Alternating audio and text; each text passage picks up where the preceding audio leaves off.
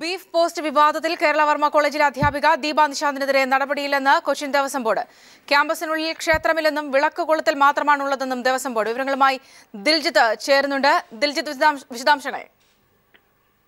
സൗമ്യ, ഈ കഴിഞ്ഞ ദിവസം ബി ഫെസ്റ്റ് നടത്തിയ വിദ്യാർത്ഥികളെ അനുകൂലിച്ച് ഫേസ്ബുക്കിൽ പ്രതികരിച്ചു എന്നതിന്റെ പേരിൽ അധ്യാപികയ്ക്കെതിരെ നടപടിയെടുക്കാനുള്ള നീക്കങ്ങൾ ശക്തമായിരുന്നു.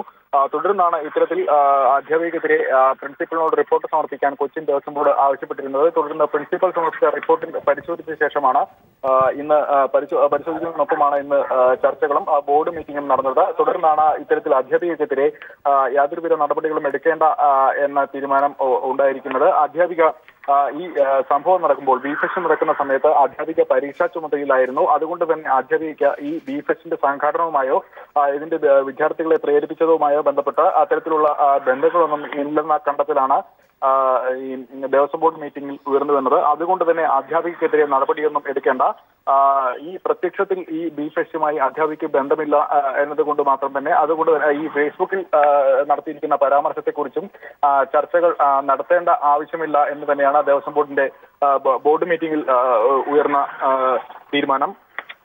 അതുപോലെ തന്നെ ഈ വിവാദങ്ങൾ ഉണ്ടായപ്പോൾ മാധ്യമങ്ങളിൽ പ്രചരിച്ചതുപോലെ ക്ഷേത്രത്തിനുള്ളിൽ കോളേജ് ക്യാമ്പസിനുള്ളിൽ ക്ഷേത്രമോ മറ്റ് ആചാരങ്ങളോ ഒന്നുമില്ല.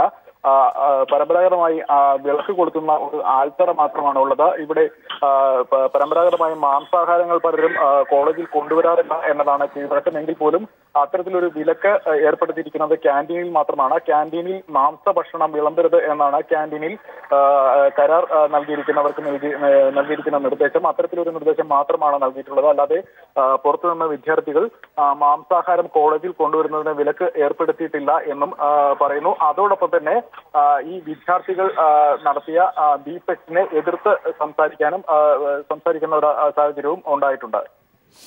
ദിൽജിത്താണ് വിവരങ്ങൾ നൽകിയത്.